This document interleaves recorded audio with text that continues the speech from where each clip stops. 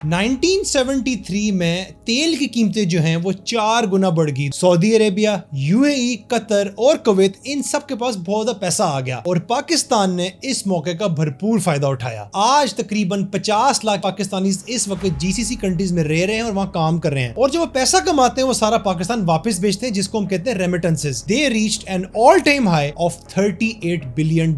पिछले साल पाकिस्तान ने करंट अकाउंट सरप्लस पोस्ट किया, पहली बार तकरीबन 14 साल के अंदर, and it was highest in 22 years. Government ने इसको सेलिब्रेट किया, लेकिन जो असल बात है, जो रियल ट्रूथ है, अगर हम 2026 के टारगेट की बात करें तो इस वक्त वो तकरीबन 8 लाख वर्कर्स का टारगेट है, यानी कि we have to export 800,000 labourers. जो ब्रेन ड्रेन है, it is no longer limited to low skilled और semi skilled workers, it also includes another category, इसको हम कहते हैं इनविजिबल माइग्रेंट्स, जिसके अंदर टेक्नोलॉजी प्रोफेशनल्स आ जाते हैं, coders, data scientist, cyber security experts. उनको क्या चीज बाहर ड्राइव कर रही है? खाली पैसा नहीं है, एक और चीज जिसको हम कहते हैं डिजिटल फ्रिक्शन। एक ऐसा मुल्क जो कि कई सालों से ग्लोबल फ्रीलांसिंग मार्केट में नंबर 4 के ऊपर है, उनके पास इंटरनेट का एक्सेस ही नहीं, इंटरनेट डिस्टरप्ट हो रहा है। सो अगर पाकिस्तान अपने बेस्ट टैलेंट को, बेस्ट कोडर्स को, डेटा साइंटिस्ट को, साइबर सिक्योरिटी एक्सपर्ट्स को एक्सपोर्ट कर रहा है without any strategy to bring them back into the economy from abroad, ये वो खाली लोग नहीं जो मुल्क छोड़ के जा रहे हैं, ये वो आइडियाज हैं, ये वो प्रोडक्ट्स हैं, ये वो टेक्नोलॉजी है, ये वो पैटर्न्स हैं जो वो लोग यहाँ पर कर सकते थे, बना सकते थे, हासिल कर सकते थे, लेकिन वो नहीं कर पाएंगे। और हर डॉक्टर जो बाहर जाता है उसका मतलब ये कि एक अस्पताल, उसके पास एक सर्जन कम हो जाता है। सो सवाल यहाँ पर ये नहीं है कि कितने वर्कर्स पाकिस्तान से बाहर गए हैं, सवाल यहाँ पर ये कि कौन सी ऐसी इकोनॉमी है दुनिया में जो कि अपने वर्कर सारे बाहर बेचती है और उसको कहती है स्ट्रेटेजी है। एक ऐसा मुल्क जो कि अपने लोगों से कमाता है, जो कि बाहर जाकर यहाँ पैसा बेचते हैं, it is not a real economy, it is a labour supply company, and labour supply companies do not build Nations.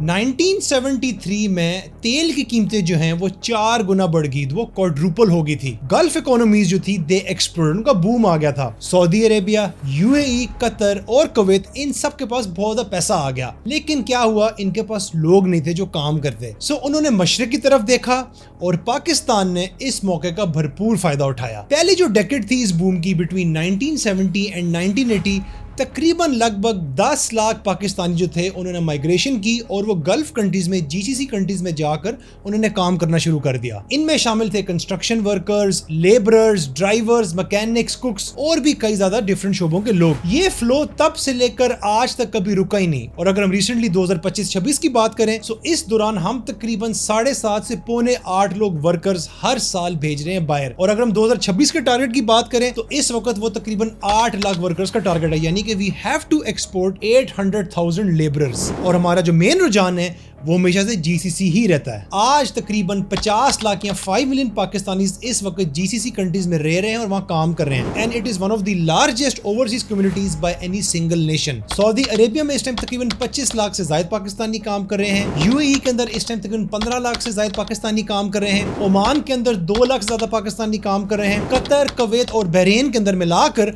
तकरीबन 5 लाख से ज्यादा पाकिस्तानी इस टाइम काम कर रहे हैं। और जो वो पैसा कमाते हैं वो सारा पाकिस्तान वापस भेजते हैं, जिसको हम कहते हैं रेमिटेंसेस। और ये जो रेमिटेंसेस हैं, ये तकरीबन पिछले फिस्कल ईयर के अंदर 2025 के अंदर they reached N all time high of $38 billion, 38 Arab dollar. और ये हमारे लिए एक रिकॉर्ड है। सऊदी अरेबिया और यूएई ने इस अमाउंट का मेजॉरिटी शेयर जो है उसमें इनकी कंट्रीब्यूशन थी। और ये वो कहानी जो हम सब जानते हैं, पाकिस्तान वर्कर्स एक्सपोर्ट करते हैं और यही वर्कर्स वापस मुल्क में पैसा बेचते हैं, और इससे क्या होता है कि हमारी जो मईशत इकोनॉमी है इट स्टेज अफ्लोट। लेकिन जो असल बात है, जो रियल ट्रूथ है, वो ये है कि जिसके बारे में कोई बात नहीं कर रहा। ये जो अरेंजमेंट है हमारी कि हम लोग वर्कर्स बाहर भेजते हैं, वो पाकिस्तान वापस पैसा भेज रहे हैं, इसकी एक्चुअली हमारे लिए कॉस्ट क्या, लॉन्ग टर्म इंप्लीकेशंस क्या है इसकी, इस पे हम डिस्कस करेंगे आज इस वीडियो के अंदर। और हम सेंटिमेंट्स के ऊपर बात नहीं करेंगे, हम स्ट्रक्चर लॉजिक के ऊपर बात करेंगे, और हम देखेंगे कि इस सारी एक्टिविटी का, इस सारे स्ट्रक्चर का एक कंपाउंड इफेक्ट क्या है। और ये जो कंपाउंड है पिछले 50 साल से होता ही चला जा रहा है। इससे क्या हो रहा है कि हम लोग अपने मोस्ट टैलेंटेड और प्रोडक्टिव लोग बाहर एक्सपोर्ट कर रहे हैं, instead of building an economy right here at our home in Pakistan. अभी हम थोड़े से फैक्ट से बात स्टार्ट करेंगे। पिछले 3 फिस्कल ईयर्स की अगर हम बात करें, 2023, 24 और 25, इस दौरान लगभग तकरीबन पाकिस्तान को $96 अरब यानी कि $96 बिलियन मिले इन रेमिटेंसेस। और इसी दौरान अगर हम एक्सपोर्ट्स की बात करें तो पाकिस्तान ने $91 अरब यानी कि $91 बिलियन एक्सपोर्ट से कमाए। तो ये जो इक्वेशन है जो आपने देखी और सुनी, रेमिटेंस ने एक्सपोर्ट्स को एक्सीड कर दिया। इसका मतलब ये है कि पाकिस्तान इस टाइम जो लोग मुल्क छोड़कर जा रहे हैं उनसे ज्यादा कमा रहा है बनिस्बत उनके कि जो मुल्क में हम चीजें प्रोड्यूस कर रहे हैं। ये नॉर्मल चीज नहीं है। And amongst the remittance receiving Nations, Pakistan का इस टाइम जो रेमिटेंस टू जीडीपी रेशो है वो तकरीबन 9.4% है। और इसके बरक्स जो हमारा एक्सपोर्ट टू जीडीपी रेशो है वो इस टाइम रीजन में सबसे ज्यादा कम है। और बिजनेस रिकॉर्डर ने इस चीज को एक्सटेंसिवली डॉक्यूमेंट किया था अक्टूबर 2025 के अंदर। पिछली 2 दिहाइयों से 2 डेकेड से अगर हम देखें वो तकरीबन 21% से 46% पर आकर ग्रो हुआ है, जबकि हमारा जो मर्चेंडाइज एक्सपोर्ट्स हैं वो गिर गई हैं, वो 53% से गिरकर 39% पर आ चुकी हैं। और ये जो कंपाउंड है एनुअल ग्रोथ का एक्सपोर्ट्स का फ्रॉम 2008 टू 2024 ये सिर्फ 2.7% था। और अगर हम रेमिटेंसेस की बात करें इसी दौरान तो वो तकरीबन 10.9% था, which is almost 4 times higher. फिर क्या हुआ कि this is where things get interesting. पिछले साल पाकिस्तान ने करंट अकाउंट सरप्लस पोस्ट किया पहली बार तकरीबन 14 साल के अंदर, and it was highest in 22 years. Government ने इसको सेलिब्रेट किया, लेकिन जो हमारा सरप्लस था ना वो एक्सपोर्ट्स की वजह से नहीं हुआ। It was driven by high remittance inflows, और इसको इकोनॉमिक्स में कहा जाता है डच डिजीज। जब आपकी एक इनकम सोर्स जो है ना it outgrows your major economic production, इससे क्या होता है कि टेम्परेरीली आपकी जो करेंसी वो एप्रिशिएट हो जाती है और जीडीपी जो आपका इंप्रूव हो जाता है, लेकिन लॉन्ग टर्म में इसका कोई फायदा नजर नहीं आता। और इससे क्या हुआ है कि हमारी जो मैन्युफैक्चरिंग है it has become less competitive, क्योंकि हमारी जो मोस्ट ऑफ द इनकम है वो तेल से नहीं है, वो हमारी इंडस्ट्री से नहीं है, नेचुरल रिसोर्सेज से नहीं है। हमारी जो इनकम है वो आती है ओवरसीज वर्कर्स है जो हम एक्सपोर्ट करते हैं, वो लोग those human beings who leave the country. और यहाँ पर एक स्ट्रक्चरल प्रॉब्लम है जिसका मैं जिक्र जरूर करना चाहूंगा, जिसको हम कहते हैं रेमिटेंस लेड स्टेबिलिटी। रेमिटेंस जो है हमारी प्रोडक्शन कैपेसिटी को इंक्रीज नहीं करती, वो खाली बिल पे करते हैं। जो फैक्ट्री है ना वो प्रोडक्शन कैपेसिटी को इंक्रीज करती है, जो पोर्ट्स हैं वो गुड्स को मूव करते हैं, और यूनिवर्सिटी है वो इंजीनियर्स को ट्रेन करते हैं। रेमिटेंस से क्या होता है, आप ग्रोसरीज खरीद सकते हैं, आप स्कूल की फीस दे सकते हैं, आप डेट को सर्विस कर सकते हैं। Remittance is consumption not investment. जो डिस्टिंक्शन है ना इसको समझना बहुत जरूरी है, क्योंकि जो कंजम्पशन होती है ना it does not compound, investment compound करती है। अब यहाँ पर कहानी की एक सेकंड लेयर है जिसको भी हम यहाँ डिस्कस करेंगे। जो bureau of immigration and overseas employment है पाकिस्तान में, ये ट्रैक करता है हर वो पाकिस्तानी जो कि ऑफिशियल चैनल्स के थ्रू मुल्क से बाहर जाता है, और जो डाटा हमें बड़ी ही इंटरेस्टिंग और अहम चीजें यहाँ पर बताता है। 1971 से 2015 के बीच में तकरीबन 45% of all Pakistani migrant workers they were classified as low skilled, labourers, construction workers, domestic helpers and drivers, और इनके अंदर एक और सिग्निफिकेंट पोर्शन था सेमी स्किल्ड वर्कर्स का। इसके बरक्स जो स्किल्ड और हाईली स्किल्ड कैटेगरीज हैं जिसके अंदर engineers, doctors, IT professionals, entrepreneurs आते हैं, ये सिर्फ एक माइनॉरिटी थी। इसका मतलब ये कि जो हमारे पास जो बल्क रेमिटेंसेस आती हैं वो आती हैं वर्कर्स जो लो वेज अर्न कर रहे होते हैं, जिनके पास लो मोबिलिटी जॉब्स हैं, वर्कर्स जो कि इजीली रिप्लेस हो सकते हैं, वर्कर्स जिनके पास कोई नेगोशिएटिंग पावर नहीं है, वर्कर्स जो सबसे ज्यादा वल्नरेबल हैं अगर ले ऑफ्स आ जाते हैं या अगर कोई पॉलिसी चेंज होती है इन द गल्फ कंट्रीज, और अगर ऑटोमेशन हो जाए तो लेबर रिप्लेस हो जाएगी। 2025 के अंदर ये जो फ्लो है बरकरार रहा। तकरीबन 8.25 लाख पाकिस्तानी बाहर गए फॉर एम्प्लॉयमेंट। सऊदी अरेबिया का सबसे ज्यादा लार्जेस्ट शेयर था। पहले ही क्वार्टर की अगर हम बात करें तो 1.25 लाख बंदा सिर्फ सऊदी अरेबिया गया। सऊदी अरेबिया के मुकाबले में यूएई के नंबर बहुत छोटे लगते हैं, तकरीबन 14,000 वर्कर्स हम पहले हाफ और पहले क्वार्टर की बात करें। और इसके बाद कुछ ऐसे वर्कर्स भी होते हैं जो कि डेटा के अंदर नहीं आते, वो अनडॉक्यूमेंटेड होते हैं। ये वो वर्कर्स होते हैं जो एजेंट्स को पैसा देते हैं, जो कि बॉर्डर्स को क्रॉस करते हैं विदाउट एनी वैलिड वीजा, वहां पर वो स्टे करते हैं, उनके पास कोई प्रोटेक्शन नहीं होती, और उनकी जो कहानी है वो कभी हमारे सामने आती ही नहीं है। सो सवाल यहाँ पर ये नहीं है कि कितने वर्कर्स पाकिस्तान से बाहर गए हैं, सवाल यहाँ पर ये कि कौन सी ऐसी इकोनॉमी है दुनिया में जो कि अपने वर्कर सारे बाहर बेचती है और उसको कहती है स्ट्रेटेजी है। मई 2026 में डीडब्ल्यू जर्मनी ने एक रिपोर्ट निकाली जिसमें उन्होंने बताया कि ईरान वॉर की वजह से पाकिस्तानी गल्फ कंट्रीज में कितनी मुश्किलात का सामना कर रहे हैं, खास तौर पे यूएई के अंदर। वो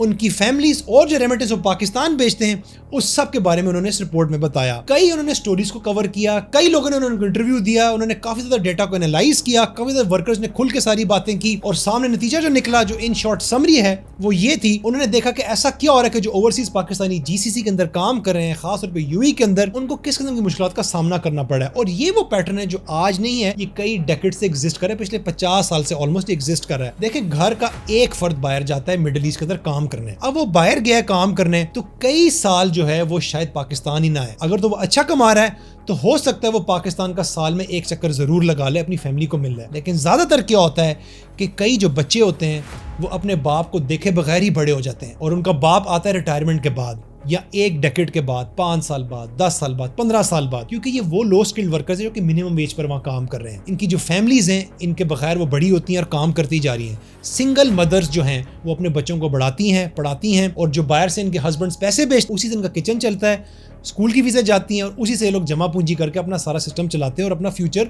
मुस्तकबिल सिक्योर करते हैं। तो ये जो है कहानी, ये हमारे 50 लाख पाकिस्तानियों की कहानी है जो कि इस टाइम गल्फ के अंदर है। और ये कहानी उन तमाम लोगों की, जैसे मैंने पहले बताया, जो कि ज्यादातर मेजॉरिटी लो स्किल्ड वर्कर्स हैं, जो कि बाहर जाके एक मिनिमम वेज कमा रहे हैं और वो इस तरह सारा घर चला रहे हैं। सोशियोलॉजी के अंदर सोशियोलॉजिस्ट इसको कहते हैं ट्रांजैक्शनल हाउसहोल्ड्स। फैमिलीज जो कि दो ममालिक के बीच में स्प्लिट होती हैं और इनको इकट्ठे सिर्फ एक चीज जोड़ती है, वो है पैसा और फाइनेंशियल नेसेसिटी। ये जो वर्कर्स गल्फ हमारे जाते हैं काम करने, जीसीसी कंट्रीज के अंदर जाते हैं, ये वहां पर एक सिस्टम में एंटर होते हैं। उस सिस्टम को कहते हैं कफाला सिस्टम। ये एक लेबर स्पॉन्सरशिप सिस्टम होता है जहां पर जो एम्प्लॉयर होता है वो वर्कर के लीगल स्टेटस को, उसकी रेजिडेंसी को, उसकी एबिलिटी टू चेंज जॉब्स या लीव द कंट्री, इस सब चीज को वो कंट्रोल करता है। सऊदी अरेबिया ने कफाला सिस्टम को फॉर्मली खत्म कर दिया और उन्होंने लेबर रिफॉर्म्स लाए। सो इससे क्या हुआ कि सऊदी अरेबिया के अंदर जो वर्कर्स हैं वो इजीली अपनी जॉब्स चेंज कर सकते हैं। They can exit the country as per their consent without any permission, और वो लेबर कोर्ट को भी अप्रोच कर सकते हैं in case of any abuse. Human rights watch ने 2026 के अंदर एक वर्ल्ड रिपोर्ट डॉक्यूमेंट किया जो एक डिफरेंट रियलिटी में बताता है। जो यूएई में वर्कर्स माइग्रेट करके गए हैं उनको इस टाइम भी वाइड स्प्रेड अब्यूजेस का सामना करना पड़ा है, वेज थेफ्ट का सामना करना पड़ा है, इलीगल रिक्रूटमेंट का सामना करना पड़ा है, एम्प्लॉयर एक्सप्लॉयटेशन का सामना करना पड़ा है, और ऐसी सिचुएशंस बनाई जा रही हैं जिसकी वजह से उनको जबरदस्ती मुल्क से निकाला भी जा रहा है। बिजनेस और ह्यूमन राइट्स रिसोर्स सेंटर ने इस केस को कई बार रिकॉर्ड किया है और साउथ एशियन वर्कर्स जो हैं उनको यूएई के अंदर और जीसीसी स्टेट्स के अंदर बार बार टारगेट किया जा रहा है। 2025 में एक एथनोग्राफिक स्टडी भी पब्लिश हुई थी जिसमें गल्फ रिटर्न पाकिस्तानी वर्कर्स ने डॉक्यूमेंट किया कि उनको एक क्रॉनिक कल्चर आइसोलेशन का सामना करना पड़ा है, पासपोर्ट कन्फिस्केट कर दिए जाते हैं जब वो लैंड करते हैं, उनकी सैलरी और वेज उनको टाइम पर नहीं मिलती है और अक्सर औकात कम मिलती है, और वर्क प्लेस एनवायरनमेंट जो है वो भी कभी कभी खतरनाक हो जाता है, और उसके साथ जो फैमिलीज हैं वो भी सेपरेट कर दी जाती हैं। इन तमाम चीजों के बावजूद आज भी ज्यादातर जो पाकिस्तानी हैं, स्पेशली लो स्किल्ड या इवन हाई स्किल्ड वर्कर्स, वो अभी बाहर जाने के लिए रेडी हैं, और वो यही कहते हैं कि हम बाहर जाएंगे तो हम कम से कम बेहतर तो कमा सकते हैं, हमारे बच्चे अच्छा पढ़ लिख लेंगे यहाँ पर, हमारा घर भी स्टेबल हो जाएगा, हम घर किराया भी भेज देंगे, पैसे भी भेज देंगे, थोड़ी सेविंग्स भी हो जाएंगी, और हम इन शॉर्ट गुर्बत से बाहर निकल जाएंगे। गल्फ लेबर मार्केट जो है वो चीप लेबर तो जरूर अट्रैक्ट करती है, फॉरेन चीप लेबर, लेकिन वहां पर मिनिमल राइट्स हैं और जो उनकी डोमेस्टिक पॉपुलेशन है वो लो वेज काम करती ही नहीं है। अब यहाँ पर आकर कहानी तब्दील होती है। पिछले 2 सालों में कुछ ऐसी चीजें हुई हैं जिसने स्टोरी को थोड़ा चेंज कर दिया है। 2024 और 2025 के बीच में पाकिस्तान से तकरीबन 5000 डॉक्टर्स, 11,000 इंजीनियर्स, 13,000 अकाउंटेंट्स वो ऑफिशियली बाहर चले गए, दे एमिग्रेटेड। ये लेबरर्स नहीं है, लो वेज वर्कर्स नहीं है जो गल्फ कंस्ट्रक्शन साइट्स पे गए हैं, ये वो लोग हैं जिन्होंने पाकिस्तान का इंफ्रास्ट्रक्चर बनाना था, हमारी इकोनॉमी को अपलिफ्ट करना था, पॉपुलेशन को हील करना था, इकोनॉमी को मैनेज करना था। अगर हम नर्स माइग्रेशन की बात करें तो पाकिस्तान की जो नर्स माइग्रेशन है, it surged over 2000% between 2011 and 2024। इसका मतलब ये कि जो ब्रेन ड्रेन है, it is no longer limited to low skilled or semi skilled workers going to GCC countries। It also includes another category, इसको हम कहते हैं invisible migrants, जिसके अंदर टेक्नोलॉजी प्रोफेशनल्स आ जाते हैं, coders, data scientist, cyber security experts, जो कि इस टाइम नहीं बिलीव करते कि उनका जो करियर है वो पाकिस्तान के अंदर इस टाइम पॉसिबल है और यहाँ उनको ग्रोथ नजर नहीं आ रही। उनको क्या चीज बाहर ड्राइव कर रही है? खाली पैसा नहीं है, एक और चीज जिसको हम कहते हैं डिजिटल फ्रिक्शन। ये वो टेक्नोलॉजी रिलेटेड फ्रस्ट्रेशंस होती हैं और हर्डल्स जो कि टेक्नोलॉजी प्रोफेशनल्स का काम स्लो कर देते हैं। 2024 और 2025 के बीच में पाकिस्तान ने नेशनल लेवल के ऊपर कई बार इंटरनेट डिसरप्शंस का सामना किया। एक ऐसा मुल्क जो कि कई सालों से ग्लोबल फ्रीलांसिंग मार्केट में नंबर 4 के ऊपर है, उनके पास इंटरनेट का एक्सेस ही नहीं, इंटरनेट डिसरप्ट हो रहा है, जिसके वजह से उनको काम भी कम मिलना शुरू हो गया, उनकी रेटिंग्स भी गिरना शुरू हो गई थी। सो अगर पाकिस्तान अपने बेस्ट टैलेंट को, बेस्ट कोडर्स को, डेटा साइंटिस्ट को, साइबर सिक्योरिटी एक्सपर्ट्स को एक्सपोर्ट कर रहा है without any strategy to bring them back into the economy from abroad, so we are making a great mistake। ये वो खाली लोग नहीं जो मुल्क छोड़ के जा रहे हैं, ये वो आइडियाज हैं, ये वो प्रोडक्ट्स हैं, ये वो टेक्नोलॉजी है, ये वो पैटर्न्स हैं जो वो लोग यहाँ पर कर सकते थे, बना सकते थे, हासिल कर सकते थे, लेकिन वो नहीं कर पाएंगे और इससे हम नहीं फायदा उठा सकेंगे। हर डॉक्टर जो बाहर जाता है उसका मतलब ये कि एक अस्पताल उसके पास एक सर्जन कम हो जाता है। हर इंजीनियर जो बाहर जाता है इसका मतलब ये कि एक ऐसा ब्रिज, एक ऐसा इंफ्रास्ट्रक्चर वो नहीं बन पाएगा। हर कोडर जो बाहर जाता है उसका मतलब ये कि एक ऐसी स्टार्टअप जो बना सकता था वो नहीं बनेगी। जो रेमिटेंस वो बाहर से यहाँ भेजते हैं, $1000, $2000, $3000, it does not compensate for the compound loss that they would have created if they would have stayed here in Pakistan। अब यहाँ पर एक हम कंपैरिजन की बात करेंगे जहाँ जरूरी है जिसको बयान करना। पाकिस्तान वाहिद मुल्क नहीं है जो कि ज्यादा तादाद में लेबर एक्सपोर्ट करता है गल्फ कंट्रीज को। फिलीपींस भी यही काम करा 1970 से, बट उन्होंने कुछ हमसे मुख्तलिफ किया जिसको भी हम डिस्कस करेंगे। फिलीपींस ने 1970s में एक ओवरसीज एम्प्लॉयमेंट प्रोग्राम लॉन्च किया और इनकी जो स्टेट है इन्होंने खाली लेबर के लिए बाहर मार्केट ढूंढी, इन्होंने पूरा एक स्ट्रक्चर क्रिएट किया। फिलीपींस ओवरसीज एम्प्लॉयमेंट एडमिनिस्ट्रेशन जो है वो रेगुलेट करती है रेमिटेंसेस को, मिनिमम कॉन्ट्रैक्ट्स को देखती है वो, और स्टैंडर्ड्स को देखती है और सेफ्टी ऑफ देयर वर्कर्स को भी देखती है ताकि उनको अब्यूज ना किया जाए, एक्सप्लॉइट ना किया जाए। फिलिपिनो वर्कर्स जो है ना वो ऐसे मुल्क में नहीं काम कर सकते जहां पर जो एम्प्लॉयर है वो इनके स्टैंडर्ड्स को नहीं मीट करते। फिलीपींस के अंदर एक और अदारा है जिसका नाम है ओवरसीज वर्कर्स वेलफेयर एडमिनिस्ट्रेशन। ये लीगल असिस्टेंस में, एड में, इंश्योरेंस में हेल्प करती है। हर फिलिपिनो वर्कर जो बाहर है वो इस वेलफेयर फंड के अंदर कंट्रीब्यूट करता है ताकि वो इसको एक्सेस कर सके in case of any emergencies. Philippines embassies जो इस टाइम गल्फ के अंदर काम कर रही हैं, उन्होंने लेबर अटैचेस को डेडिकेट कर दिया है कि वो फिलिपिनो वर्कर्स को प्रोटेक्ट करें। किसी भी किस्म की उनको सपोर्ट चाहिए, सहूलियत चाहिए, असिस्टेंस चाहिए, ये वो लोग मौजूद होते हैं उनको एड करने में, असिस्ट करने में। पाकिस्तान के पास भी bureau of immigration and overseas employment है, हमारे पास भी ओवरसीज पाकिस्तानी फाउंडेशन है, हमारे पास भी कम्युनिटी वेलफेयर अटैचेस हैं बाहर, लेकिन जो कंपैरिजन है ना वो इस टाइम क्लोज नहीं है। पाकिस्तान का जो इंस्टीट्यूशनल फ्रेमवर्क है फॉर वर्कर प्रोटेक्शन वो इस टाइम वीक है and it is only a fraction of what Philippines has build. Pakistani workers, खासतौर पर जो लो स्किल्ड वर्कर है गल्फ के अंदर, उन्होंने कई बार कंप्लेन की कि हमें बहुत कम सपोर्ट मिलता है अगर कोई इमरजेंसी आ जाए, अगर हमें किसी मुश्किलात का सामना करना पड़ जाए, और वहां पर अक्सर का जो चीजें हैं दे गो रॉन्ग। फिलीपींस ने एक और अहम फैसला किया जो हमने नहीं किया, उन्होंने जो रेमिटेंस है ना उसको इस्तेमाल किया for health care, education and infrastructure development. ये उनका एक स्ट्रक्चरल डिसीजन था ताकि इसकी वजह से फ्यूचर माइग्रेशन को रिड्यूस किया जाए और लोकल इकोनॉमी को बूस्ट किया जाए। पाकिस्तान ने ऑपोजिट काम किया, हमने रेमिटेंसेस को इंस्टीट्यूशनलाइज किया as a permanent feature of the economy, not as a transitional phase. एक मुल्क जिसने लेबर एक्सपोर्ट को देखा as a stepping stone for development, दूसरे ने इसको देखा एज अ पेन किलर, और डिफरेंस हमारे सामने है। फिलीपींस का इस टाइम जीडीपी तकरीबन $500 अरब है with GDP per capita income of $4000, जबकि जो पाकिस्तान का जीडीपी है इस टाइम $400 अरब है और हमारी जो जीडीपी पर कैपिटा इनकम है वो सिर्फ $1480 है इस टाइम। और इस टाइम जो एक और चीज हो रही है वो ये हो रही है कि गल्फ से कई पाकिस्तानी वर्कर्स को वापस भेजा जा रहा है और इस टाइम यूएई के अंदर कहा जाता है कि हजारों की तादाद में पाकिस्तानी वर्कर्स को पिछले कई महीनों के अंदर डिपोर्ट कर दिया गया है। इससे हमारी इकोनॉमी भी स्लो डाउन हो जाएगी और रेमिटेंसेस भी जो वो कम आना शुरू हो जाएंगी, और जो वर्कर वापस आ रहा है वो यहाँ पर शायद उतना ना कमा पाए जितना वो बाहर कमा रहा था। यूएई से जो पाकिस्तानी वर्कर्स निकाले जा रहे हैं, it is only due to the tensions between Abu Dhabi and Islamabad, और ये एक जियोपॉलिटिकल रिफ्ट है because of the Iran war and the loan repayment dispute.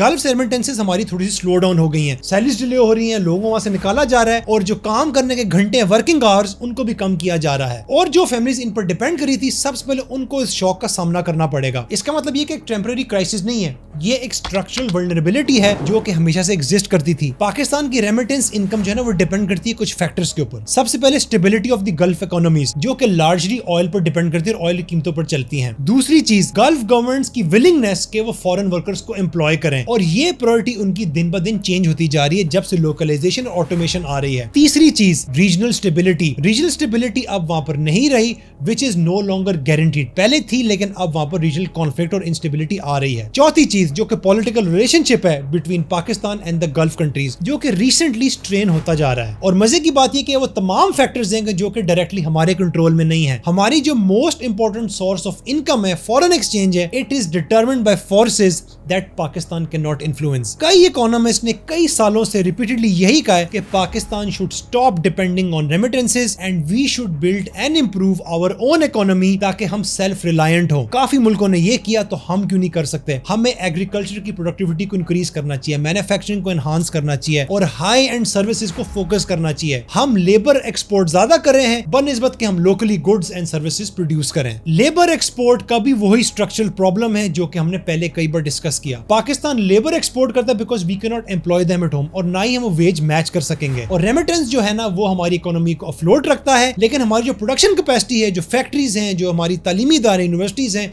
Infrastructure है, वो हमारा कभी बना ही नहीं था। सो मैं इस तमाम गुफ्तगू को समराइज करता हूं as clearly as I can. Pakistan has sent millions of workers to the Gulf over the past 5 decades. ये वो वर्कर्स हैं जो कि साल का तकरीबन 38 अरब डॉलर, 38 बिलियन डॉलर्स भेजते हैं पाकिस्तान को इन रेमिटेंसेस। ये वो पैसा जो इनके खानदानों को स्टेबल रखता है, हमारे फॉरेन एक्सचेंज रिजर्व्स को बूस्ट करता है और हमारे करंट अकाउंट को कोलैप्स करने से बचाता है। बट इस तमाम सिनेरियो के अंदर हमारे पास ऐसे 3 स्ट्रक्चरल कॉस्ट हैं, ऐसी 3 चीजें जिनको हम यहाँ डिस्कस करेंगे। सबसे पहले हमने एक्सपोर्ट को रेमिटेंस से रिप्लेस कर दिया। एक ऐसा मुल्क जो कि अपने लोगों से कमाता है, जो कि बाहर जाकर यहाँ पैसा बेचते हैं, it is not a real economy, it is a labour supply company, and labour supply companies do not build Nations. दूसरी चीज, हमने फैमिली सेपरेशन को एक इकोनॉमिक पॉलिसी बना दिया। Millions of women are single handedly managing their households while their husbands earn from abroad and they send money back home, और वो साल में 1 या 2 चक्कर लगाते हैं मैक्सिमम। तीसरी चीज, स्ट्रक्चरली हमारा सारा सिस्टम फ्रेजाइल है। हमारी इनकम डिपेंड करती है गल्फ नेशंस के साथ ताल्लुकात पर, उनकी स्टेबिलिटी पर, उनके ऑयल प्राइसेस के ऊपर, उनकी फॉरेन पॉलिसीज के ऊपर, और हमारे साथ उनके कैसे ताल्लुकात हैं। और ये वो तमाम चीजें जो हमारे कंट्रोल में नहीं है। बाहर जाकर काम करने में कोई बुराई नहीं है, but there is everything wrong in designing an economy that depends only on it. The workers who leave are not the problem, the system that gives them no reason to come back home